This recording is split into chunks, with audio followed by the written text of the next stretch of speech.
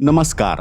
आज न्यायालयात दुसऱ्या दिवशीही शिवसेनेचं चिन्ह आणि नाव कोणाचे, शिंदेंचे की ठाकरेंचे, यावर सुनावणी पार पडली.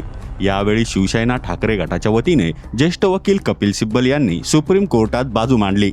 कपिल सिब्बल यांनी न्यायालयात जोरदार युक्तिवाद केला. या प्रकरणावर उद्या पुन्हा एकदा दुपारी 2 वाजता सुनावणी पार पडणार आहे. दरम्यान आज कोर्टातून बाहेर पडतात संजय राऊत यांनी विक्ट्री साईन दाखवली. तसेच खासदार अरविंद सावंत यांनी फेसबुकवर पोस्ट करत म्हटलं की सत्यमेव जयते. आता याचा अर्थ काय? निकाल हा ठाकरेंच्या बाजूने लागणार आहे का? संजय राऊत यांनी केलेली विक्ट्री साईन आणि अरविंद सावंत यांनी केलेली सत्यमेव जयते पोस्ट यावरून तरी ठाकरेंच्या सेनेला आत्मविश्वास आहे की उद्या जो निकाल येणार आहे तो ठाकरेंच्याच बाजूने येणार आहे.